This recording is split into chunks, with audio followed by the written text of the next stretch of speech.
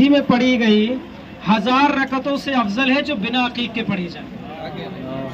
یعنی اگر عقیق کی انگوٹھی پہن کر کوئی 2 رکعت نماز پڑھتا ہے تو اس کی بنا عقیق کی انگوٹھی کے 1000 رکعتوں سے افضل ہے 2 رکعت نماز. اس کے بعد پھر امام علیہ الصلوۃ والسلام فرماتے ہیں، کہتے ہیں کہ جتنے ہاتھ آسمان میں دعا کے لیے بلند ہوتے ہیں خدا کو اس ہاتھ سے زیادہ کوئی ہاتھ محبوب نہیں ہوتا جس میں عقیق کی انگوٹھی ہوتی ہے. یعنی اگر آپ چاہتے ہیں کہ دعا سریع الاجابہ بہت جلدی قبول ہو تو عقیق کی انگوٹھی پہنی ہے. دوسری بات کہتے ہیں کہ کوئی انسان اگر عقیق کی انگوٹھی پہنتا ہے تو وہ اس کے لیے سفر میں اس کی امان ہوتی ہے. بے رزق ہوتا ہے تو اس کی رزق کی تنگی کو دور کرتی ہے. اگر کوئی غمگین ہوتا ہے تو اس کے غم کو دور کرتی ہے. اگر کسی پریشانی میں ہوتا ہے تو اس کی پریشانی کو دور کرتی ہے. اور فیروزہ کا مسئلہ یہ ہے کہ اگر کوئی انسان فیروزہ کی انگوٹھی پہنتا ہے اور اس پر کوئی مصیبت کوئی سبب وجہ نازل ہونے والی ہے تو کہتے ہیں کہ وہ مصیبت وہ پریشانی انسان پر نہ نازل ہو کے اس فیروزہ پہ نازل ہوگی اور فیروزہ چٹک جائے گا. تو عقیق کی انگوٹھی اور فیروزہ کی انگوٹھی، اور اس کے لیے بہت سارے لوگ پھر کہتے ہیں کہ مولانا استخارہ دیکھیں آپ میری راشی میں ہے کہ نہیں ہے. یہ 2 نگ ایسے ہیں کہ جو بنا استخارہ بنا کسی وجہ آپ کسی بھی استخارے اور کسی بھی وال کھلوا کے دیکھ پہن سکتے ہیں اس کو انگوٹھی کو، فیروزے کی اور عقیق کی. اس میں کسی بھی استخارے کی ضرورت نہیں ہے، کسی بھی طرح سے کسی سے پوچھنے کی ضرورت نہیں ہے. عقیق کی انگوٹھی لیجئے اور پہنیے. پھر عقیق میں مختلف قسم کے عقیق یمنی آ جاتا ہے اور عقیق افریقی، تمام طرح کے افریقی آ جاتے ہیں. اور اس کے بعد جو سب سے افضل ہے جو اس وقت میری انگوٹھی میں آپ دیکھ سکتے ہیں یہ عقیق یمنی یہ کہلاتا ہے. اور تمام عقیقوں سے اس عقیق کی فضیلت بہت زیادہ ہوتی ہے. اور انشاءاللہ تعالیٰ کربلا میں آپ لوگ موجود ہیں، چاہے کربلا چاہے نجف میں آپ جہاں بھی جائیں انشاءاللہ عقیق کی انگوٹھی ضرور پہنیں. اچھا میں بیچتا ایسا نہیں کوئی یہ سمجھے کہ میں بیچ رہا ہوں اس لیے مولانا جو نا وہ پروموٹ کر رہے ہیں اپنے شوق کو، ایسا کچھ نہیں ہے. میں صرف مولانا امام علیہ الصلوۃ والسلام کی حدیثیں اور روایتیں آپ لوگوں کو سنا رہا ہوں. ایک بابا سے بلند صلوات پڑھیں محمد والے محمد. درہ نجف کی فضیلتیں بہت ہے. درہ نجف وہ نگ ہوتا ہے، ایک تو آپ دیکھیں درہ نجف کی سب سے پہلے پہچان یہ ہے کہ آپ نے دیکھا ہوگا کہ ایک نگ بالکل شیشے کی طرح آتا ہے. درہ نجف وہ ایکچولی انڈیا میں ہی بنا ہوا ہوتا ہے. دوسرا درہ نجف آپ نے دیکھا ہوگا کہ دھندلا آتا ہے بالکل، اس پہ آپ آر پار کا کچھ دیکھ نہیں سکتے. وہ درہ نجف ایسے بنتا ہے کہ جب بارش ہوتی ہے تو وادی السلام میں ایک جگہ ہے جہاں پر وہ بارش ہونے کے بعد جم جاتی ہے، تو اس پتھر کو جب گھسا جاتا ہے صاف کیا جاتا ہے تب اس سے درہ نجف بنتا ہے.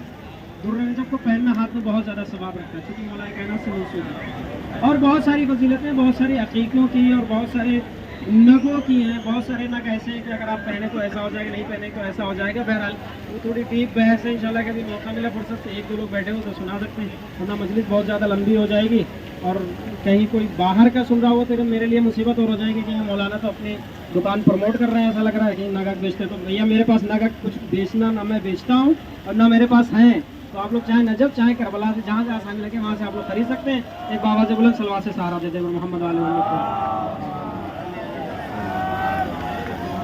اچھا ایک حقیقت سے اور آپ لوگوں کو آشنا کراتا چلو میں. بہت سارے لوگ یہ گمان کرتے ہیں کہ جس جگہ ہم ابھی کھڑے ہیں یہ ایکچولی نہر فرات ہے جس کو مولا عباس علیہ السلام ہوتے ہیں. نہیں دیکھیں یہ تھوڑا سا آپ لوگ سمجھ لیں، کیونکہ یہاں سے آپ بہت سارے لوگ ایسے ہیں جو شفا کے لیے پانی بھی لے کے جاتے ہیں، تو وہ ایک الگ چیز ہو گئی. وہ آپ خود ہی دیکھ لیں، جائزہ لے لیں، اس کے بعد جو لے جانا چاہتا ہے وہ لے جا سکتا ہے، مسئلہ نہیں.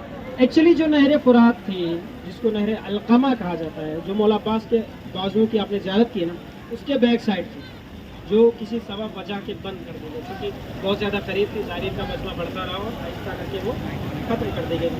یہ جو ہے یہ اسی کی ایک شاخ نکالی گئی ہے جس کو فرات کہتے ہیں. آپ نے سنا ہوگا کبھی اگر جو لوگ 2-3 مرتبہ زیارت پہ آئے ہیں اس کا نام شارع القمی ہے. شارع القمی اس کا نام اسی لیے ہے کیونکہ وہاں پر نہر علقمہ تھی اور یہ نہر فرات ہے جس کو بعد میں جاری کیا گیا ہے. لیکن جو چیز منسوخ ہو جائے ائمہ علیہ الصلوۃ والسلام سے، اہل بیت علیہ الصلوۃ والسلام سے، تو ہمارے لیے کچھ نہیں جاتا اگر ہم کسی مقام پر کھڑے ہو کے زیارت پڑھ لیں. اور ہر چیز دنیا میں جو نازل کی گئی ہے، جو پیدا کی گئی ہے، ہماری غور و فکر کے لیے پیدا کی گئی ہے. کیونکہ کل ہم سے یہ بھی سوال ہوگا، کیونکہ خداوند عالم ارشاد فرماتا ہے کہ ہم نے ہر چیز کو پیدا کیا صرف اس لیے کہ آپ لوگ غور و فکر کریں، سوچیں. اللہ نے درخت کو پیدا کیا، ہرا کیوں رکھا، پیلا کیوں نہیں رکھا، نیلا کیوں نہیں رکھا، گلابی کیوں نہیں رکھا. تمام طرح کے درخت پیدا کیے، تمام طرح کے الگ الگ اس میں کلر دے دیے. کوئی ہرا درخت تھا اس کو کالا کیوں نہیں رکھا، کالا تھا اس کو ہرا کیوں نہیں رکھا. کوئی تمام چیزیں غور و فکر کرنے کے لیے. پھر ایک روایت ہے، کہتے ہیں کہ ایک مرتبہ غور و فکر کرنا اللہ کی بنائی ہوئی چیزوں پر 100 دن کی عبادتوں سے افضل ہے، کیونکہ جب کوئی انسان خدا کی بنائی ہوئی چیز پر غور و فکر کرتا ہے تو اس کے دل میں ایک نئی تجویز، ایک نئی رائے نکل کر آتی ہے، اور جتنا ہی غور و فکر کرے گا اتنا ہی اللہ کے نزدیک پہنچتا چلا جائے گا۔ بھائی جب آپ امام حسین علیہ السلام کی مصائبوں کو سنتے ہیں، غور و فکر دماغ دوڑاتے ہیں، تو اس وقت پھر آپ سے کوئی کہے یا نہ کہے کہ امام حسین کو کیسے شہید کیا گیا، خود بخود آپ کی آنکھوں سے آنسو جاری ہو جاتے ہیں۔ کیوں؟ کیونکہ آپ قریب تر ہوتے چلے جاتے ہیں۔ اور زیارت کے آخر میں ایک بار فضیلت بتاتا چلوں، اور کل آپ کو ایک حدیث میں نے سنائی تھی نا، ایک اور حدیث سناتا ہوں۔ کہتے ہیں کہ جب کوئی انسان قبر امام حسین علیہ السلام کی زیارت کے لیے آتا ہے، اس کے مرنے کے بعد جب اس کا انتقال ہو جاتا ہے، کہتے ہیں کہ اس کے پاس امام حسین آتے ہیں اور کہتے ہیں کہ جب تو زندہ تھا تو میری زیارت کو آتا تھا، اب تو مر گیا لہذا میں تیری زیارت کو آیا۔ تو زیارت کریں، بڑے ادب و احترام کے ساتھ کریں، اس طرح سے کریں کہ جس طرح سے آپ اپنے آپ کو بنانا چاہتے ہیں، جس طرح سے چاہتے ہیں کہ آپ نکلے زیارت کے بعد۔ کیسے نکلتا ہے انسان؟ دنیا میں جب آدمی پیدا ہوتا ہے تو کیسا پیدا ہوتا ہے؟ ایک بھی گناہ اس کے سر پہ نہیں ہوتا، بالکل گناہوں سے پاک و طاہر۔ امام جعفر صادق علیہ السلام ارشاد فرماتے ہیں، اللہم صلی اللہ علیہ وسلم، کہتے ہیں کہ جب انسان امام حسین علیہ السلام کی زیارت کرتا ہے تو وہ ایسا ہو جاتا ہے کہ جیسے وہ ابھی ابھی اس دنیا میں پیدا ہوا ہو، یعنی سابقہ گناہ سارے معاف، جو آپ نے جانے انجانے میں جتنے بھی گناہ تھے سارے کے سارے معاف ہو گئے۔ اب جو کربلا کے بعد آپ کی زندگی شروع ہونے والی ہے، اس زیارت کے بعد جو آپ کی زندگی شروع ہونے والی ہے، ایک نئی زندگی ہے آپ کی۔ اب یہ آپ کی ذمہ داری ہے، آپ کو بلانا کربلا امام حسین علیہ السلام کا کام تھا، امام نے آپ کو بلا لیا، اب زیارت کو بچا کے رکھنا آپ کا کام ہے۔ یہ آپ کی ذمہ داری ہے کہ آپ نے اپنے گناہوں کو بخشوا لیا، اب آگے چل کے کیسے آپ اپنے آپ کو گناہوں سے محفوظ رکھیں گے، کیسے آپ زیارت امام حسین علیہ السلام کو اپنے اندر محفوظ کر لیں گے، تاکہ آپ کے لیے اس کربلا کے لیے، اس جگہ کے لیے ہمیشہ کے لیے راستے کھل جائیں۔ کیونکہ کہتے ہیں کوئی ایک مرتبہ کربلا آ جائے نا تو پھر اس کے لیے راستے کھل جاتے ہیں، پھر وہ آسانی سے آ جا سکتا ہے۔ سب سے بڑا مسئلہ ہوتا ہے پہلی بار آنے کا۔ ہم میرے فلاد پر کھڑے ہیں، دو چار جملے مسائل کی فوٹو لیتا ہوں، پھر ہمارے بھائی لوگ لوہے پانی کریں گے، اور یقین جانے کہ کئی مرتبہ ایسا ہوا ہے کہ جو کام ایک ذاکر، ایک خطیب، ایک عالم نہیں کر پایا، وہ کام نوحہ خانوں نے کر دیا۔ کیونکہ کبھی کبھار آدمی نوحے کو بڑی غور سے سنتا ہے، تو جو بھی چیز غور سے سن کر ہمارے دل میں ٹکرا جائے، حقیقتاً وہی ہم تک پہنچتے ہیں، اور اسی کو ہم پھر قبول کرتے ہیں۔ ایک باواز بلند صلوات محمد محمد، کیونکہ تاخیر بھی کافی ہو رہی ہے۔ اس کے بعد ہمارے پاس 5 مقامات اور ہیں جن کی ہمیں زیارتیں کرنی ہے۔ تقریر یہاں لمبی ہو گئی، آگے ہونی نہیں، تو اس کے بعد 2 جگہ 3 جگہ اور تقریر ہونی ہے۔ اس کے بعد انشاءاللہ تعالیٰ آپ لوگ اپنی اپنی جگہیں، پھر جس نے موقع دیا، اگر امام نے موقع دیا تو پھر انشاءاللہ تشریف لائیں گے، اگر موقع نہیں دیا تو پھر انشاءاللہ تعالیٰ جہاں امام ہماری زیارت کرنے کے لیے آئے گا ہم ان کی زیارت کرنے کے لیے تیار ہیں۔ عزیزان محترم، جناب سکینہ سلام اللہ علیہ، آپ نے دیکھا ہوگا نا کہ آج تک علم سے کبھی مشق جدا نہیں ہو رہی ہے۔ میں نے آپ کو بتایا تھا نا کہ مولا عباس علیہ السلام کو مولا کائنات علیہ السلام نے دعاؤں میں طلب کیا تھا، سکون سے بیٹھ جائیں، کوئی پریشانی نہیں، جس جگہ چاہیں اس جگہ بڑی آسانی سے بیٹھ جائیں، رونے کا مقام ہے، رونے کی جگہ ہے، گریا کر لیں، کیونکہ پھر نہیں پتہ کس کو موقع ملے گا کس کو نہیں ملے گا کربلا آنے کا۔ اور اس جگہ آپ آئے ہیں، قسمت سے آئے ہیں، مولا نے آپ کو بلایا ہے، تو بے ساختہ آپ یہاں رو سکتے ہیں۔ اور میرا یہ وعدہ ہے کہ آپ ذرا سوچ کے دیکھیے گا یا گمان کر کے یہ دیکھیے گا کہ جب آپ زری کے پاس جائیں گے نا تب آپ کو رونا نہیں آئے گا۔ یہ جو لوگ بیٹھے ہیں وہ مجھے بتا سکتے ہیں، جب زری کے پاس پہنچتے ہیں تو ان کو رونا نہیں آئے گا۔ جانتے ہیں کیوں رونا نہیں آتا؟ کہتے ہیں اگر انسان جیسے عام مجلسوں میں روتا ہے اس طرح سے زری کے پاس گریا کرے جا کے تو بعید نہیں ہے کہ انسان مر جائے۔ اسی لیے جب کوئی شخص امام حسین علیہ السلام کی زری کے پاس پہنچتا ہے تو کہتے ہیں امام حسین اس کے دل پر اپنے ہاتھ کو رکھ دیتے ہیں تاکہ وہ زیادہ گریا نہ کر سکیں۔ مصائب کو سناتا چلوں، آپ دیکھیں نا امام حسین علیہ السلام ہے، ایک ذاکر آیا مولا کی قبر کے پاس آ کے اس نے مصائب جناب علی اکبر علیہ السلام کو پڑھنا شروع کیا۔ جب مصائب جناب علی اکبر علیہ السلام کو پڑھا نا تو روایتیں بتاتی ہیں کہ وہ ذاکر اپنے گھر چلا گیا۔ جیسے ہی اپنے گھر گیا نا تو کہتے خواب میں ایک بیوی اس کو نظر آئی، آنے کے بعد کہتے ہیں ذاکر آج تم میرے بیٹے کی قبر کے پاس کیا پڑھ کے آئے ہو؟ کہا بیوی ہم نے مصائب جناب علی اکبر علیہ الصلوۃ والسلام کو پڑھا ہے. کہا اچھا تم جانتے ہو جب سے تم مصائب پڑھ کے آئے ہو میرا حسین بڑا پریشان ہے.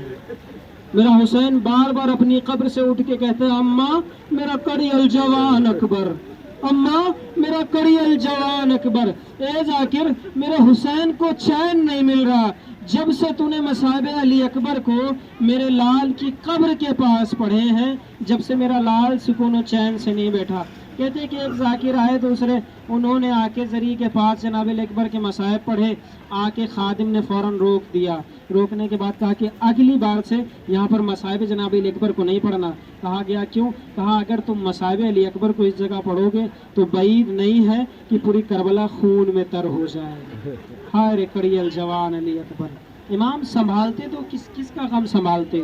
18 سال کے علی اکبر کا غم، یا پھر 4 سال کے علی اصغر کا غم، یا پھر اپنی ماں بیٹوں بہنوں کے پردے کے محافظ بنتے ہیں؟ کس کو سنبھالتے امام حسین؟ آخر میں آ کے امام حسین علیہ الصلوۃ والسلام ایک جگہ پہ کھڑے ہو گئے.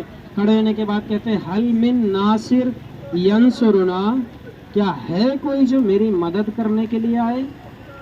دیکھیں نا، فاتح خیبر کا بیٹا آج یہ آواز بلند کر رہا ہے مولا آپ تو اپنی جان کو قربان کرنے کے لیے آئے ہیں، تو پھر آپ اپنی اس صدا کو کیوں بلند کر رہے ہیں؟ عجب نہیں امام حسین علیہ الصلوۃ والسلام جواب دیں کہ میں کسی کو مدد کے لیے نہیں طلب کر رہا ہوں، بلکہ میں اپنی حجت تمام کر رہا ہوں تاکہ کل کو کوئی یہ نہ کہہ دے کہ حسین نے مدد کے لیے طلب نہیں کیا. اگر حسین مدد کے لیے طلب کرتے تو ہم ضرور آتے. بس آخری فقرہ سن لیجئے. کہتے ہیں کہ جب امام حسین علیہ الصلوۃ والسلام نے حل من کی صدا بلند کی اور کہا حل من ناصر ینصرنا، حل من مغیث یغیثنا، روایتیں بتاتی ہیں کہ نہر کنارے عباس کا لاشا تڑپنے لگا، اور شاید عباس کا لاشا تڑپ کے یہ کہنا چاہتا تھا کہ آقا اگر مجھے حیات دے دی جائے تو میں آپ کی مدد کے لیے پھر سے آ جاؤں گا، لیکن آئے میرے آقا میں اپنی موت سے مجبور ہوں، آپ کی مدد کے لیے نہیں آ سکتا. وسيعلم الذين ظلموا أي منقلب ينقلبون. إنا لله وإنا إليه راجعون. ماتم حسین.